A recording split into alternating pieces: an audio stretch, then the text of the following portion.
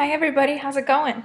And happy September. I'm so excited it's September, you guys. I love fall. I'm just so excited. I mean, fall doesn't really happen until October here in Virginia, but that's okay. If everybody's thinking fall, then I'm okay with it.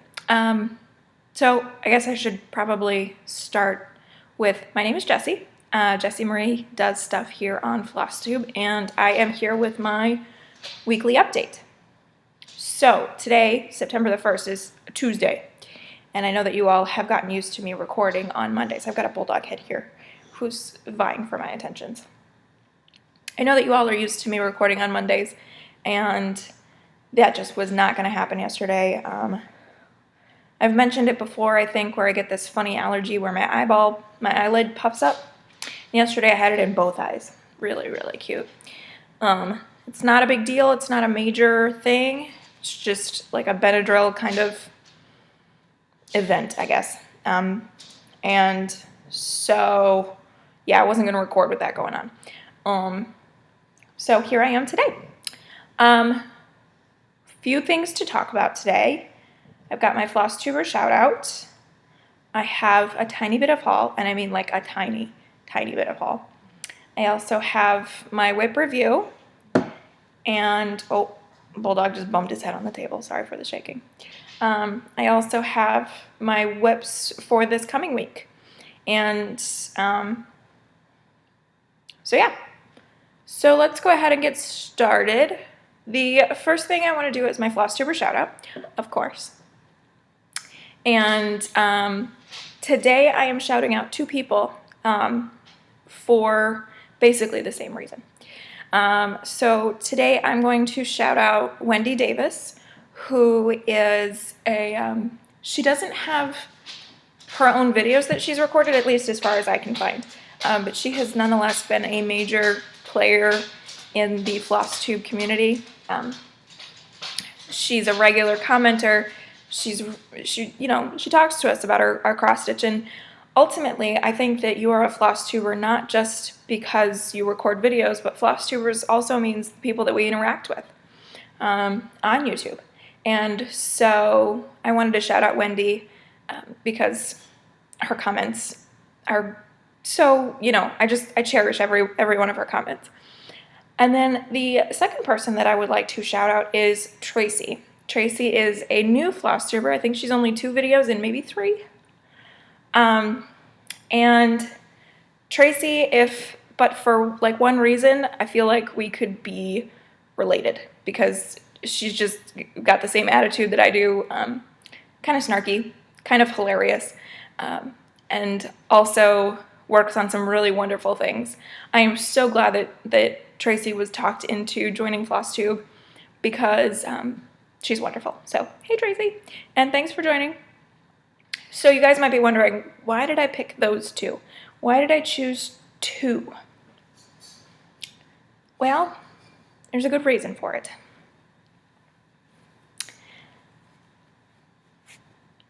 You see this t-shirt here? This is the Virginia Tech t-shirt honoring last year's game against the Ohio State Buckeyes. And both of these ladies apparently are Buckeye fans.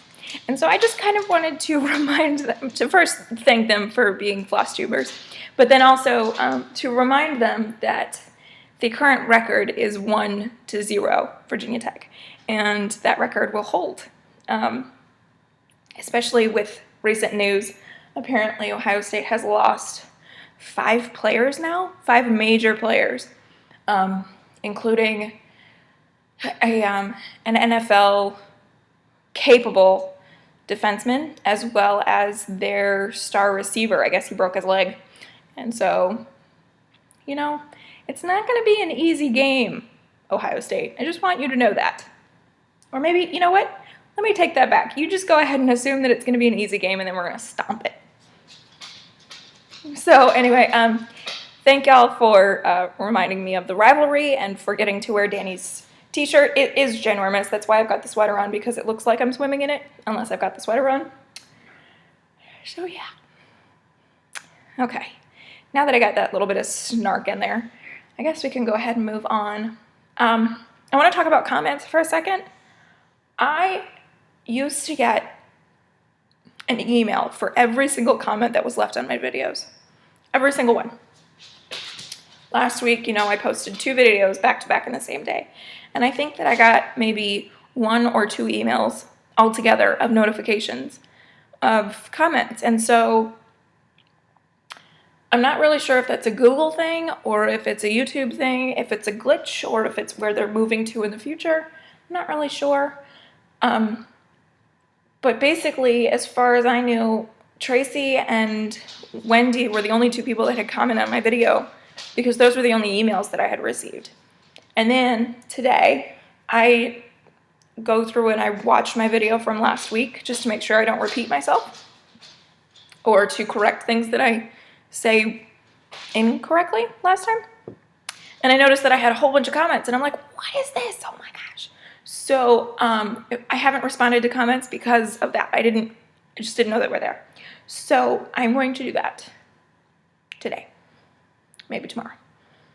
We'll see. It's awfully late in the afternoon. It's about 2:30 here now, and I've got some things I've got to get done today. So, anywho.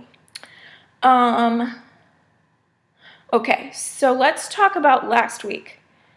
Last week was weird.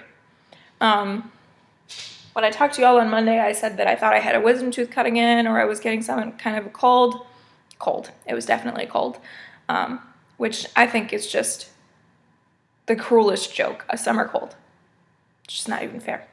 But, I work in an environment that means that I have a reduced immune system, and so I'm susceptible to just about anything. With the kids going back to school, everybody's sharing everything, like it was just bound to happen. So anyway, it was a cold, and so I wasn't feeling too hot last week. Monday, Tuesday, and Wednesday were like the days where I was just feeling the yuckiest.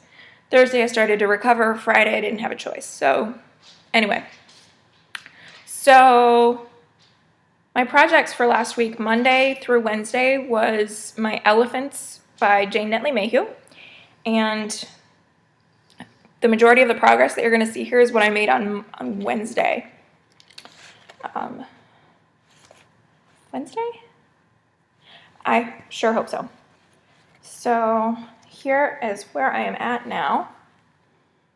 And again, I'm working on the baby elephant's ear. And so what you see here, this here is the baby elephant's ear. And then coming in here is going to be Dad's tusk. He's like walking here behind him. And then this is the rest of the baby elephant's ear down here. And so I just focused on baby elephant colors. And I'm loving the color depth that is achieved in this piece. It's just so beautiful. Really, really turning out better even than I had hoped for. So love this piece. Looking forward to getting back to it. Like I said, I was ill, and so basically I put my stitching down and decided to read instead because I just wasn't feeling so hot. So that's that.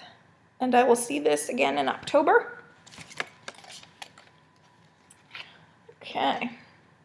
So then, here's where things get interesting. I was supposed to work on my Ellen Morristrow Flower of the Month, but I wasn't feeling good, and I have this thing. It's kind of like an associative complex, where basically like if something happens, then I associate those two things regardless of whether they're related or not. So for instance, there was this one night when I was at work and I had a table that went horribly wrong. It was really not a very good situation for me at all. And now I don't want to take tables in that section of the restaurant anymore because I have this association. Well, it must have been the table itself. Anyway, that's, just a peek inside my quirky brain. So my WIPs, I was sick, so I'm associating my illness with my WIPs, and I just didn't feel like working on them. So I'm on Facebook, and lo and behold, the second that I think this, Katie the Stash Queen puts up that she's not feeling any of her WIPs whatsoever. None of them. Not in her weekly rotation, not in any of the 50 some odd that she had. And I was like, gosh, I'm in exactly the same place. I'm just not feeling it. So she was like, so basically this event started. Spur of the moment, August Angst is what it was called. And it was basically 5 or 6 new starts for the last 5 or 6 days of August, depending on when you jumped in. And I was like, I'm in it, let's do this. Plus, it gave me an opportunity for some retail therapy because I had to go to the craft store and buy some things. I was finally starting to feel better. So it was just like serendipitous. It was just meant to be. So the project that I started, now August Angst, I ended up only starting one new project, but I focused on that one project for every day except until Saturday. So I really didn't do August Angst in the way that I should have. I didn't do it all the way through the end of August, but I did make a new start. I did abandon my rotation, and so that's that. So the project that I started was a Heaven and Earth design. I had sworn off Heaven and Earth designs for the rest of the year. I was like, you know what? I finished I finished Mini Pearl. I trucked my way through that. I marathoned Mini Pearl, and I just needed a break from the 1/1 on 25 count. I just needed a break from it, from full coverage. So the fact that I decided to start a Heaven and Earth design is truly, it should speak to something. So the pattern that I started is this one here. This is Mini Pirate, and the artwork is by Sabine Rich. And this, so Heaven and Earth Designs, when you finish a project, if you finish it within their reward program time period, you submit it to Heaven and Earth Designs. You submit photos and basically details about your finished piece, and then you get to pick a free pattern for equal or lesser value. And so Mini Pearl, once I submitted that, I requested this one. So Mini Pirate by Sabine Rich. And this is like a new release. I know that this one was charted this year. The full size, I want to say that the mini was more recently published. And that probably makes more sense. So funny thing about this, I am nicknaming this project Booty. Because, it's kind of tongue-in-cheek. Because she's a pirate, and she was my treasure for finishing Mini Pearl. You get it? I like it. So anyway, so that's Booty. And that's what she's going to look like when she's done. And again, this is a mini, and I am stitching it on my preferred Heaven and Earth Design fabric, which is a 25 count Lugana. And in, let's see, Thursday, Friday, Saturday. 3 days? Is that really all I did? I really should keep a notebook of what I actually stitch, especially when I go way off the map like I did this week. Anyway, I got hardly anything done in that period of time. So that is where I'm at. This is the top left corner, and I got just the first 500 stitches plus a little bit. And so what you're seeing there, that looks really cool, is up here. You see a little rope kind of coming off the side of the page there. So that's what I got done on Booty this go round. And now she's going into the rotation. The reason that I didn't get so much done is because I was still feeling sick. Like, I still wasn't feeling good. But I don't think that I'm going to associate this project with being sick in the same way. Yeah, so anyway, so that's that. So that is my Mini Pirate Heaven and Earth design. So then Sunday is my project that I work on every Sunday until it's done, and that is my Summer Still Life by Perman, because it's a deadline piece. I have a deadline on it, and my deadline is the end of September. So I knew that on Sunday I was going to drop, I don't mean drop, I was going to move on in my rotation from the Mini Pirate. So this is the progress that I got done on this piece, and I'm really kind of pleased with this. And I'm also growing more attached to the colors. And I think really what did it for me is the apple. Getting the apple in is what kind of changed the piece for me. So what I accomplished this past Sunday was I finished this flower. I just had the tiniest little bit of that flower done. And then I finished up the apple and the bowl, just the first little bit of the bowl there. So I got that all done. I think the reason why the colors aren't so weird for me anymore is that I realized that this is more like a painting than an actual image of like flowers and fruit. Like this is, it's so weird to say this, but it's artwork based on the reality. So I don't know why there's that distinction in my head, but there is. So anyway, so that's where I got to with that. And I sure do love this piece.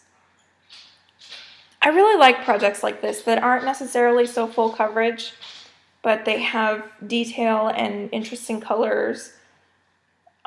It's just a lot of fun to work on. So that is that. And again, that will be my Sunday project until it's done or until I run out of time. Okay, so WIPs for this week. Because August Angst kind of interrupted my rotation, I've just decided to pick back up where I was with that rotation. So Monday, I was to work on my Ellen Morristrow Flower of the Month. And then today, starting today, I was supposed to work on my Chatelaine Frosty Knot Garden. Because it's a high priority piece, it gets 3 days. So that's what I did. So I guess we'll just go ahead and move on to WIPs for this week. Technically, yesterday was still this week, so this is my Ellen Morristrow Flower of the Month. And this first one is January, and it's a carnation. And basically what I got done is this bud right here. Or not bud, but flower. I got the whole flower done. And that's all I accomplished yesterday. Not a whole lot, but something nonetheless. And, you know, I gotta say, this is definitely one of those pieces that when you're looking at it up close, it doesn't make sense. But then you step back and you're like, wow, there's a lot of dimension there. So, loving that. And I will pick that up again eventually. Okay. Next. Okay, so this is where things are going to get a little bit weird. And the reason for that is a couple of things. So I've got my Chatelaine Frosty Knot Garden for the next 3 days. Friday and Saturday, I've decided to stick with my Frosty Knot Garden for those 2 days. And the reason for that is that my work schedule is kind of insane. And so Friday and Saturday, I'm working 12-hour shifts both days, which means I'm going to have very, very little stitching time both of those days.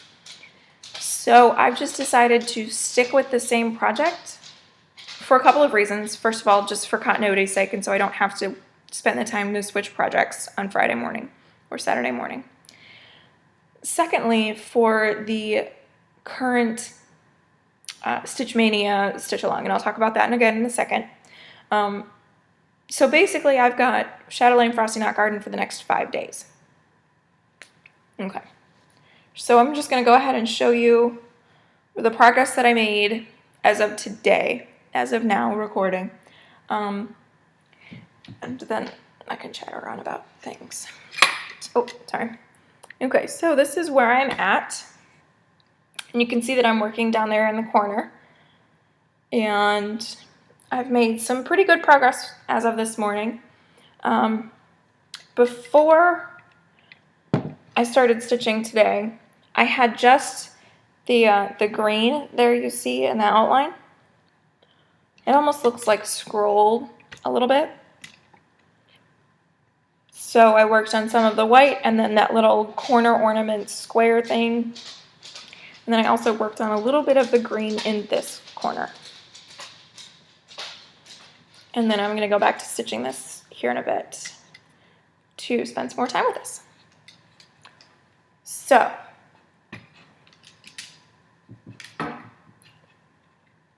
that is that. And then, I hope that's steady. If it falls, there's going to be a big loud crash.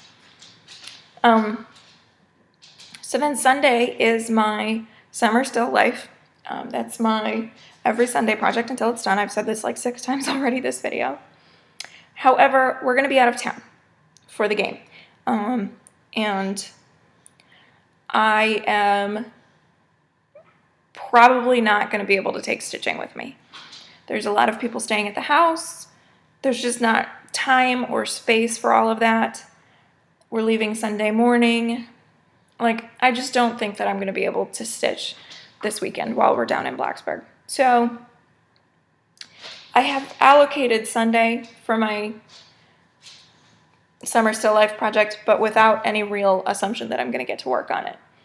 So with that being said, I have decided to continue my Summer Still Life Monday and Tuesday, because Monday's the game, and so again, there's probably not going to be stitching.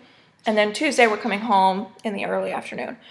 And I really want to get this project done on time, so I want to make it, it's important to me that I get the time to work on it. So, yeah. So I'm going to have Tuesday to work on it for sure, without a doubt. Maybe Sunday and Monday if I decide to take stitching with me, but I doubt it really. So those are my WIPs for the week, just 2 this week. So then let's talk about Stitch Maynia stitch-alongs. August was August ABCs, and you all will know that I really struggled with my last August ABCs projects, and I made some important decisions. First of all, I didn't do August ABCs last week because I wasn't feeling well. I just decided not to put in the effort for it. And I knew that if I was gonna, I knew that I was gonna have to work on a project that I wasn't excited about. And when you're not feeling well, like, you just don't want to do something you don't want to do. Just kind of how it is, right? So I just abandoned August ABCs, and I counted as success, at least a half success for August ABCs for me, because I did make some good progress and I did make some important decisions. So Be Thankful, which is the Ada project that I'm struggling with, I am going to keep, and I'm going to finish it as is. I read on my comments this morning that a few of you had said that I should switch it out for a different project, for a fabric that I do like, and I like that suggestion, except for the fact that the piece is so long. Like, it's not very thick, but it's long, and finding a piece of fabric to replace it, it's not worth like that extra effort. Like, I should just grit my teeth and just fight through the Ada. And in the grand scheme of things, it's not like it's that big a deal. I can manage the Ada. However, my Big Toe Designs Normal Family project, I've decided to scrap. I am not feeling that project at all. It's just not something that I'm interested in right now. I had purchased it and acquired it for a stitch along with Cross Stitch It's Fun, but that was a long time ago, and I'm just not into it. So I've just decided to move on and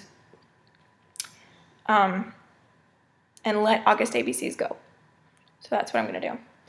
So then September is Specialty Stitch September. And so I'm getting back with the Katie method of an hour a day on each of 4 projects.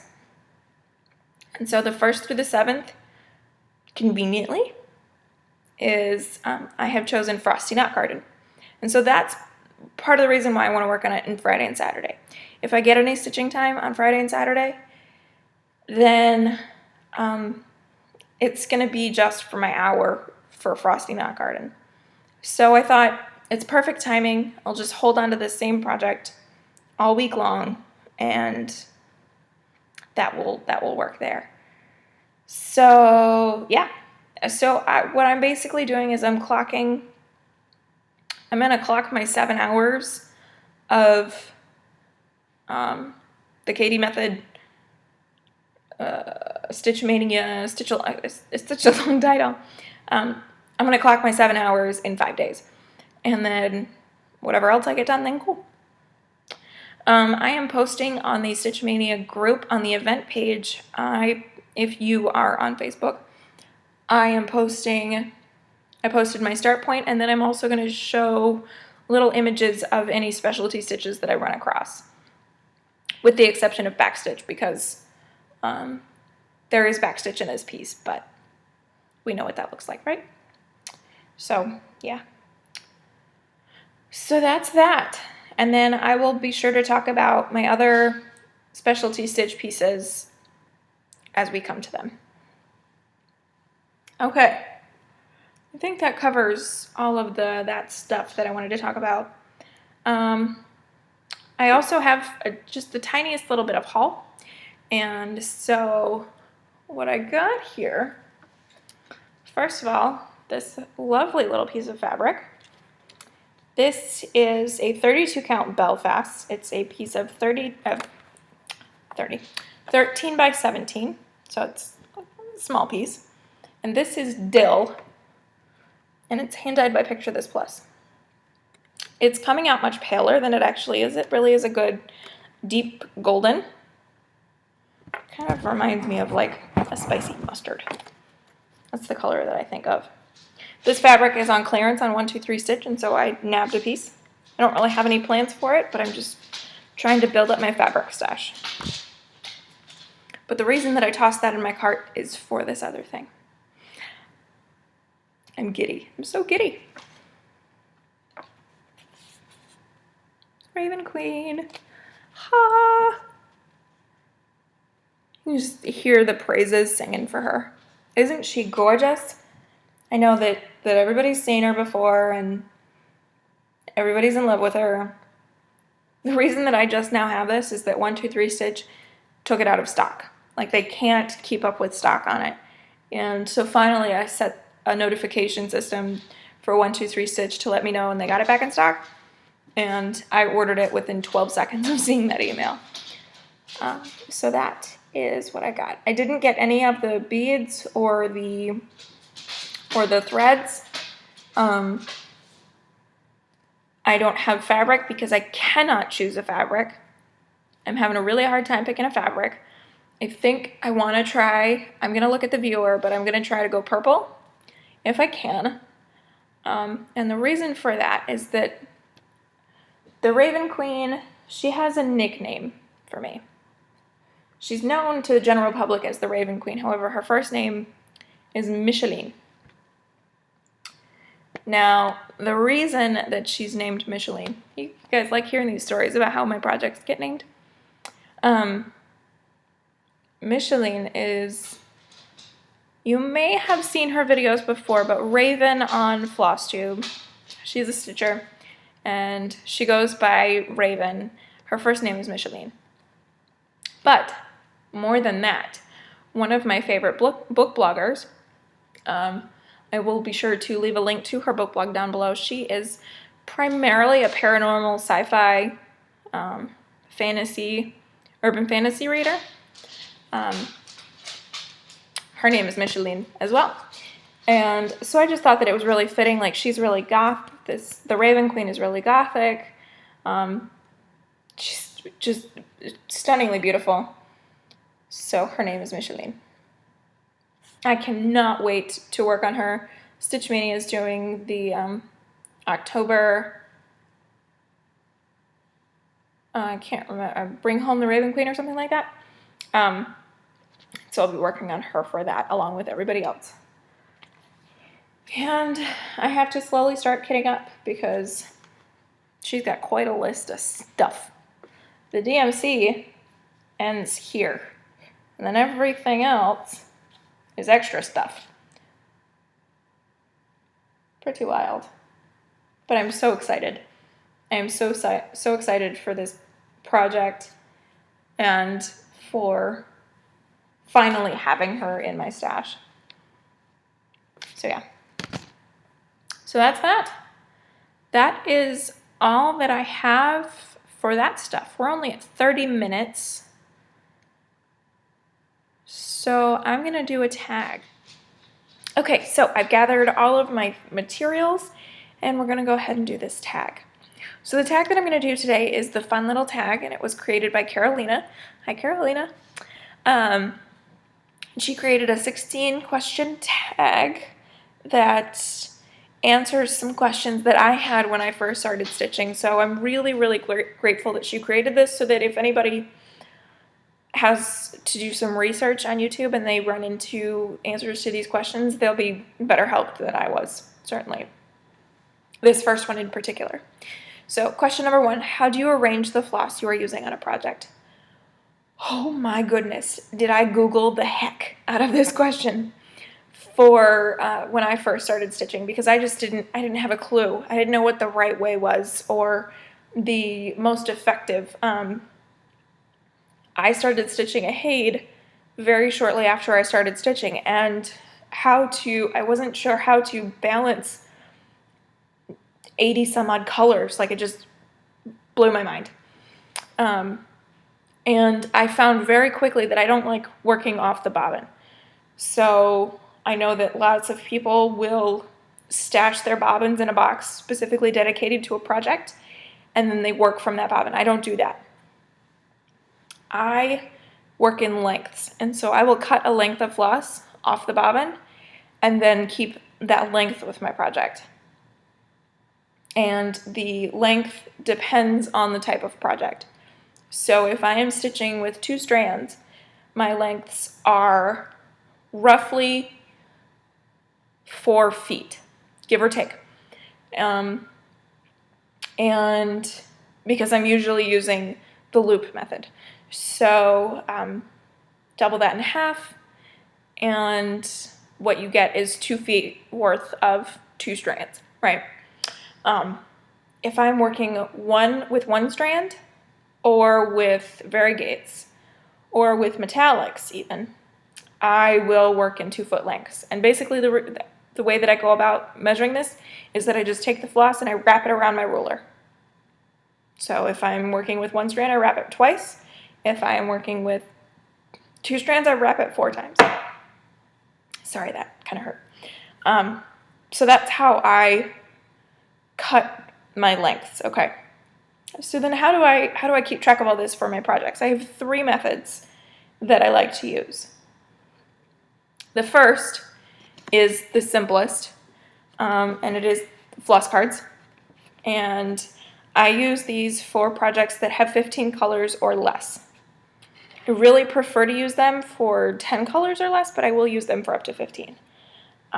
The reason that I like 10 or less is that I can usually fit about 10 hole punches on one side, and then I use the other side for clip-offs. So like, for instance, this one here, I used this color, and then I had this left over that I wasn't using, and so what do I do with that? That's too long of a piece to throw away, so I would just put that over here, and so they correspond. However, like with, for some reason right here, or for instance, if I had more than 10 colors, then I would just put that extra bit alongside it, like that. And so obviously I put the symbol and I draw it to the best of my abilities. I have the hardest time with this one. The colored dot with the number 8 in the middle. I can't do that one to save my life, and it comes up all the time. And the one with the star in the middle too. Terrible. but I draw it to the best of my abilities, and I can usually navigate my own drawings, along with the DMC number, so that when I need another length, I just go ahead and clip that to put on. So that is that. If you're curious, this is my floss card for SK Littlest Fairy, Heaven and Earth design. Black and white design by Selena Finnick. So that's that. Okay. If I have between 15 and 50 colors, 50 give or take, I will use this method. So this is Flossways with index cards, and I have cut my index cards so that they slip into the Flossway bags a lot easier. On the front of the card, I write the name of the project or the nickname of the project. So this one is nicknamed Summer. That's my Summer Still Life from Perman. The symbol, and then the DMC number. Let me see if I can find an example. So then on the back, I have my lengths that I've clipped. On the front of the card, I have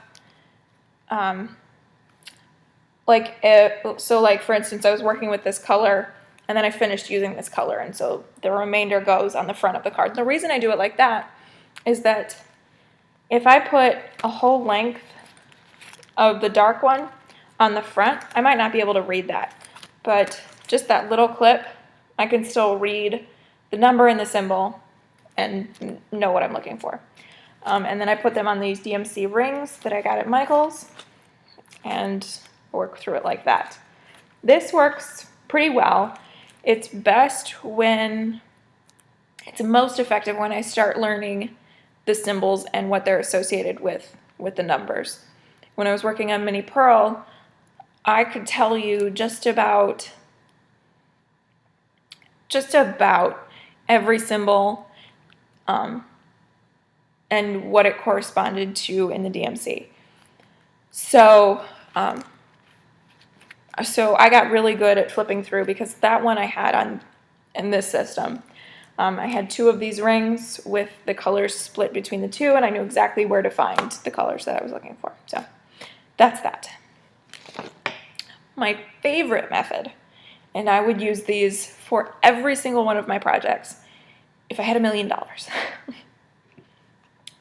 This is the Paco Floss Organizer, and these are a dream. I love these so much, but they are $20 a piece, and that's if you can find them for that much. A lot of times 1-2-3 Stitch will sell them for $28 a piece. I have 4 of them combined.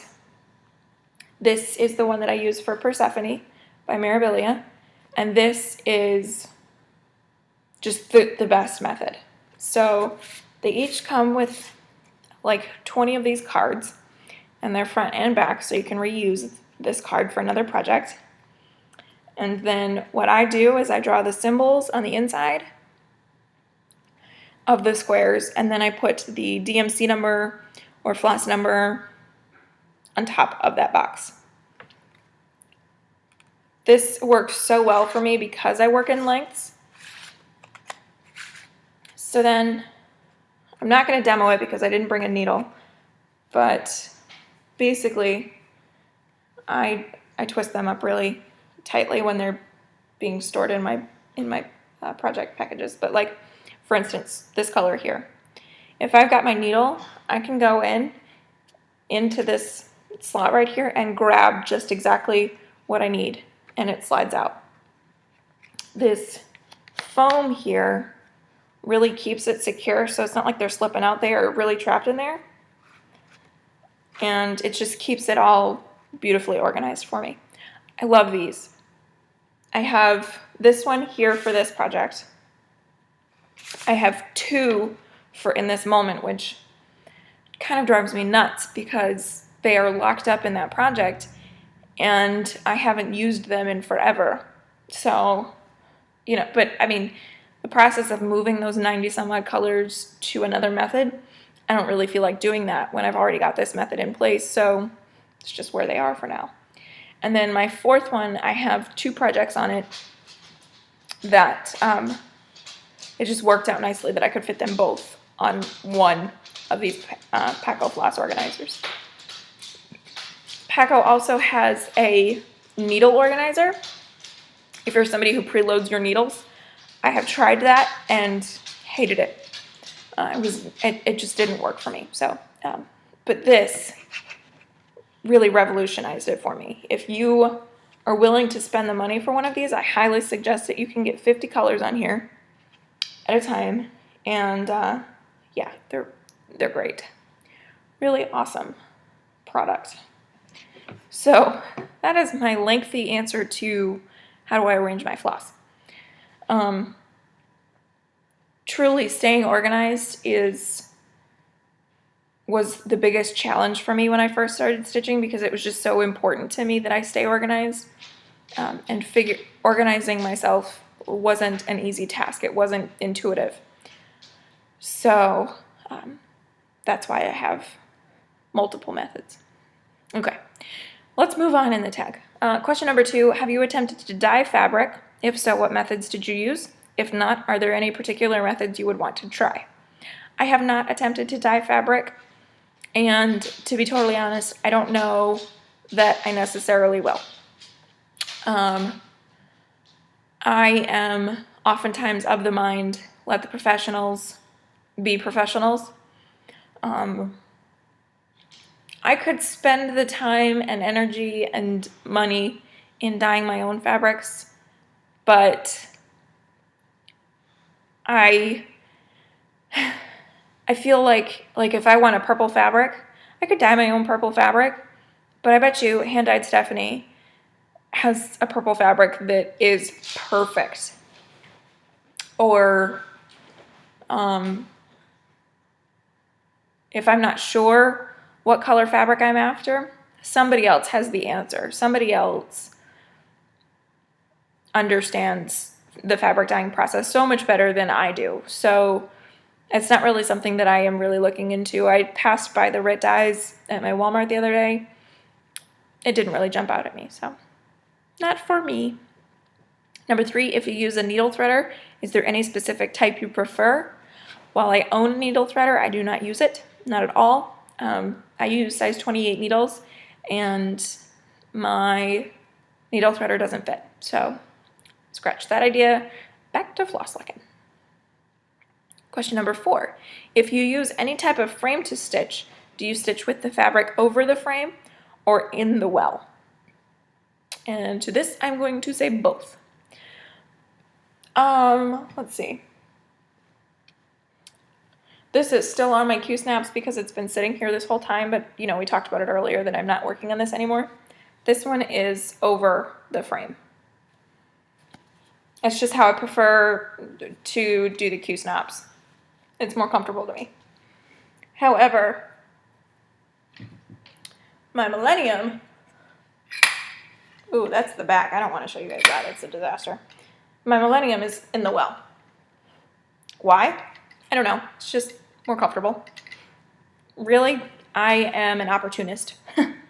And my motivation is comfort. So that's that. Okay. All right. Number 5, do you start your threads in the front or the back of your projects? What methods do you use? If I am using DMC 2/2, I start in the front. I use the loop method in the front. If I am using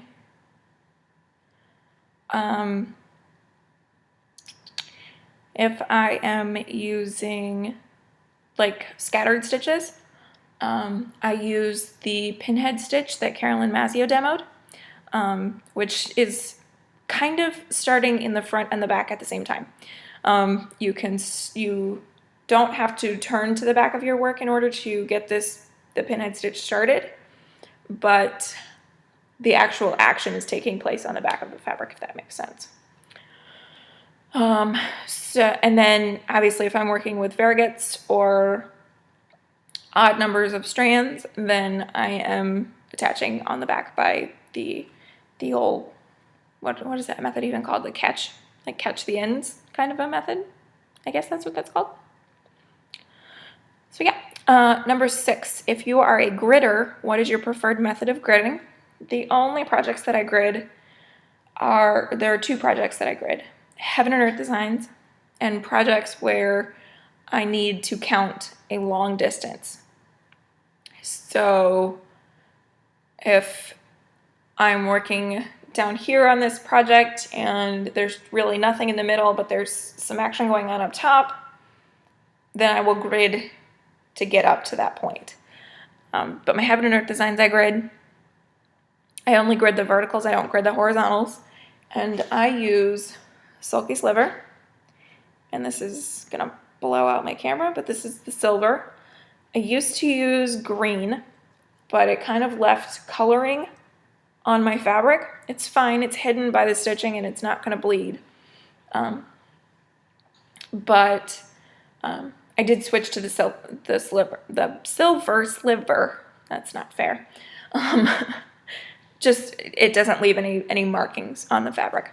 I have seen some people that are using the red Sulky Sliver, and while I agree with you that it pops up off the fabric so much better than anything else does, I would caution against that, because that color, red is such a scary color in our world. It can leave marks on your fabric, and it can bleed, more importantly than leaving marks, because you just never know what red dye is going to do. So if you can find a Sulky Sliver in a different color, I would suggest you do so. It's a little scary. I wouldn't be able to risk that. And I have heard that the red does in fact stain and dye. So, just be careful. Number 7, what is your favorite way to finish projects? My favorite way to finish a project is the organic granny method. In other words, I take the project off the frame and I put it in the finished objects bin. Really good at that. In all seriousness, of the projects that I have fully finished, framing is probably my favorite. I haven't done that myself. I've taken it to professionals, but I mean, I guess that's my favorite just because it's the one that I do most often. So I haven't tried anything else because I'm not brave. Number 8, what was your first cross-stitching milestone? I guess that the first, that feeling of like, yes, achievement unlocked, like I guess that the first time I experienced that was, that's tough. Because I could say, like, my first page finish on Mini Pearl, that was a big deal to me. It was a really big deal.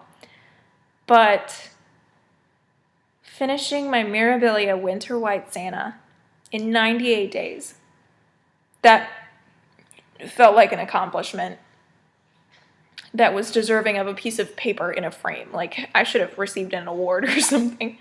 I think that was probably my first cross-stitch milestone, because there were so many elements to that project that I had never done before. That was the first time I had used hand-dyed silks, variegated silks. That was the first time that I had used Whisper. And it was my first time with beads. It was my... I guess no, it wasn't my first time with beads. It was my first heavily beaded project. It was the first project where I had to really plan things out for when and how I was going to stitch something. And the timeline that I gave myself for stitching that project was also pretty intense. So, yeah, Mirabilia Winter White Santa. What is a stitch goal you have or something you want to conquer? Chatelaine. I want to, that is one of my biggest goals. I love chatelaine designs more than anything else. I am consistently surprised and amazed by chatelaine designs, and just the amount of work and detail that goes into just designing those projects, let alone the actual stitching of them, but the design work that goes into them. Astounding. Obviously, I'm working on my chatelaine now. I've been working on my chatelaine for over a year, and I just love the complexity of it. And so that is my biggest stitchy goal right now, is to get that done. I'm trying to think if there's anything else. Ooh, I know. One of my stitchy goals is to get my WIP pile down. I would really like to get down to 4 or 5 projects. I keep adding new projects because, I don't know, I'm crazy like that. But I would really like to get down to 4 or 5. Maybe 6 because I have so many Hades right now. But, yeah. Number 10, what is your silliest stitchy moment? The loop method on the front. That blew my mind. You know, when I first learned the loop method, I thought that was like the bee's knees. That was the ultimate, like, whoever introduced me to that was my savior. To see that you could do the loop method on the front. I mean, of course you could do the loop method on the front, but it just, the whole aspect of it, I was like, whoa, and then, duh. So yeah, that was my silliest duh moment. Number 11, if you use paper charts, do you print them at home or use a service? I print them at home. Teacher perk, I get discounts at Staples and whatnot on ink. So, you know, I print at home. I do, if it's a particularly large pattern, like my supersize Free Cities from Heaven and Earth Designs, I will print that in pieces. I'm not going to print all 178 pages at once because I don't need them all at once. Number 12, how do you mark your paper charts? Highlighter. My preference are pink, yellow, orange, and light green. I have a set of the clicky highlighters, which were phenomenal, but I have run through the pink. Like, the pink is completely out. My yellow has gone missing, so all I have left is orange and then the dark colors. I don't like using the dark colors because if for whatever reason I have a mistake, I can't see the stitch underneath the dark colors, so my preference is pink, yellow, orange, and light green highlighter.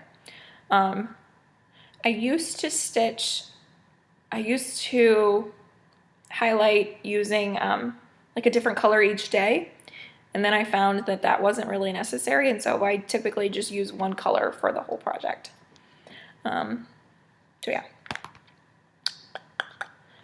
13, is there a cross-stitch book you suggest?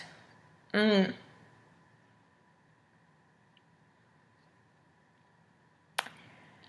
sure that there is probably like a stitching dictionary, sort of a reference guide, and I would suggest something like that. As far as specifics are concerned, I mean, you all know that I'm obsessed with the Jane Netley Mayhew Elephants book.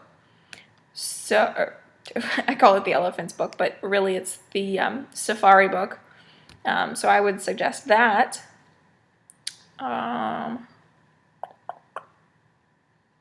Yeah, I would say like some sort of a reference guide kind of book.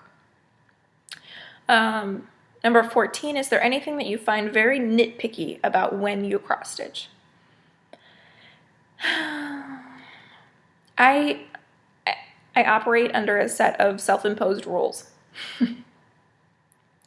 I have to get everything organized precisely how I want it before I can start stitching. So I have to have everything within reach. Otherwise I get frustrated and yeah. I have rules for my parking across country that I follow almost perfectly.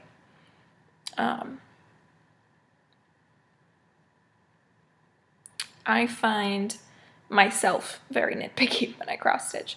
Not necessarily anything of the act of stitching, but just myself and my own rules and quirks, I guess. Number 15, favorite LNS you visited while on a trip. The only LNS that I have been to is one that is closing down. They're in the process of closing now, and to be totally honest, they were primarily a cross-stitch store that then started delving into other fiber arts. They had a huge quilting section and an even huger yarn section. And their stitching was kind of tucked back in the back room. It wasn't very significant. So I can't really say that I have a favorite that I visited because that was the only one and I wasn't impressed. They did have some older Mirabilia charts that I wish I had gone through the last time I was there, but yeah. Nope, can't say that I have a favorite yet. Lastly, number 16, is there anything that you do that you feel takes up a lot of time when you cross stitch, but it's worth it in the end? Back stitching.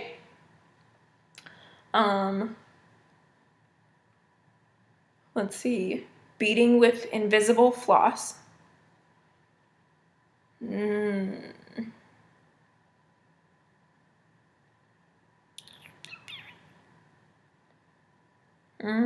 Yeah, those two, they take a lot of time. Gridding Heaven and Earth designs, in the end, it's worth it. It takes up valuable stitching time. When I started my mini pirate, I didn't actually get to start stitching until about 7:30 at night because I had to go through the kitting up process. So I guess kitting up really takes a lot of time. I enjoy it, but it takes a while. I'm trying to think if there's anything else that takes a lot of time, but that's worth it. I guess finding a method that works for you or a setup that works for you, that can take some time. It took me 2 years to really figure out my setup, and my setup is changing consistently, so. But it's worth it to have your method, to have all of the pieces sort of fall into place, and then you just get to stitch. So that was the fun little tag. Thank you, Carolina, for filling up the second half of my video and for asking those questions. I hope that some of those things prove helpful to you or to other, maybe to new stitchers. I hope that, yeah, I hope it was helpful. So I am going to head out. I am really itching to get back stitching, so I will see you guys later. Take care, bye.